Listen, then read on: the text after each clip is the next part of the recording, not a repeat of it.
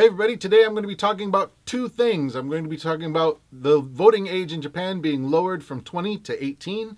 And two, I'm going to give a suggestion to Prime Minister Abe about how to change the constitution in Japan.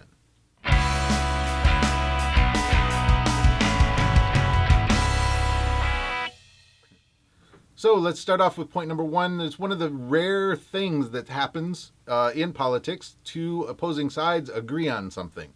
Recently, a six-party coalition put together a bill lowering the voting age in Japan from the age of 20 to the age of 18. Now, this bill has not quite yet passed. There are a couple of revisions and amendments, but they do expect it to pass during this session of the Diet.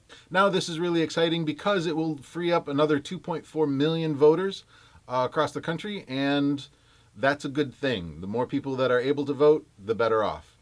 18, I think, is a good limit, and worldwide, that's where most countries have their voting age.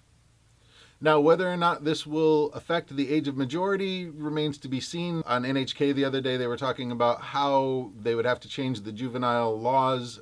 I'm curious to see what they will do, whether it will actually make the age of majority 18 or whether it'll just grant voting rights to those who are 18. Personally, I think that the age of majority at 18 is a good idea. But again, I come from the US, and that's where we are, and so that's what I'm used to. And but I think one of the side effects of having the age of majority at 18 is that in university, some of the older professors will not be able to look at the first and second year and third year students in a lot of cases as children. They can't. They have to address them as adults because that is a huge problem at the university level. Lots and lots of professors think that, oh, the first 3 years of university, they're still children and we should treat them as such, which means it makes my job more difficult because those students aren't being treated like an adult and not facing the repercussions of not doing homework like an adult. The second thing I wanted to talk about today is a change to the Japanese Constitution. Now, everybody's all worried about Article 9, which is the we will not have war stuff. And Abe is pushing very hard. Prime Minister Abe is pushing very hard to get that changed so that Japan can participate in overseas military action.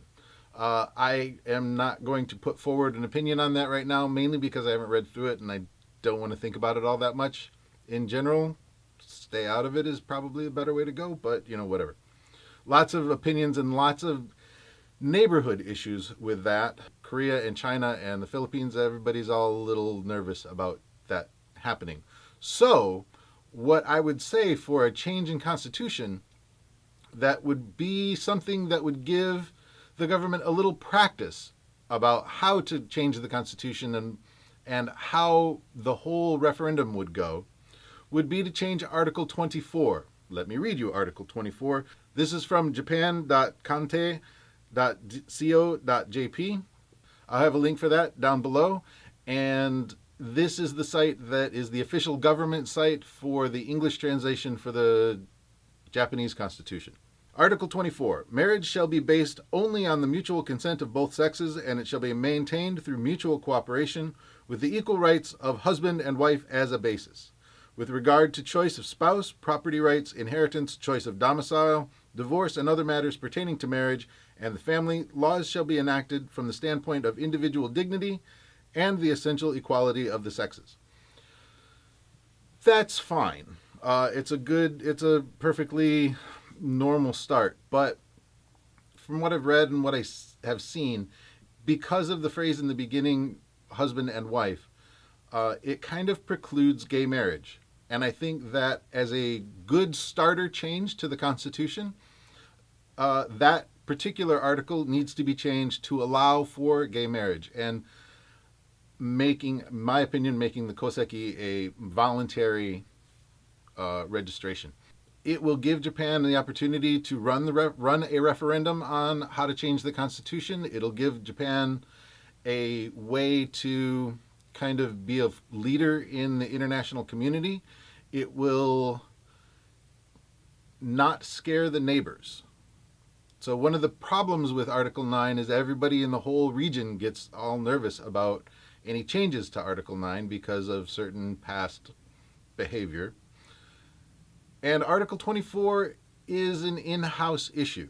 And because it's an in-house issue, it's not anything Japan needs to worry about what China thinks or what Korea thinks or anybody else. It would, however, give a really good boost to equal rights in Japan, and it would show that Japan is a forward-thinking country. So historically, homosexuality in Japan hasn't been that big of a deal, and by changing this article in the Constitution, it would give Japan a leg up on civil rights and equal rights for a lot of people who feel trapped and everything else in the country. And I think that it would be a great way to test constitutional change before doing something that will affect the neighbors as much as Article 9 might. That's just my 2 cents. Please, if you can get this video or this part of this video out to Prime Minister Abe and get it in front of him, or actually maybe more importantly his wife, that would be awesome. I'd really appreciate it. Please tweet, retweet, like, thumbs up, share with everybody that you know, and I will talk to you next time.